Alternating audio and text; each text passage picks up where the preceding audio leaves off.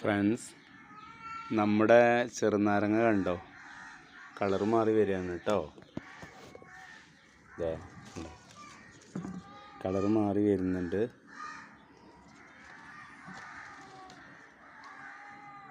സാധാരണ ചെറുനാരങ്ങനെക്കാട്ടിൽ കുറച്ച് വലിപ്പം തോന്നുന്നുണ്ട് കേട്ടോ.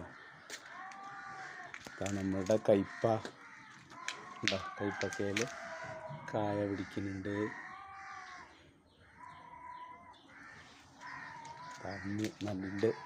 രണ്ട് നല്ല പൂക്കൾ വിരിഞ്ഞിട്ടുണ്ട്.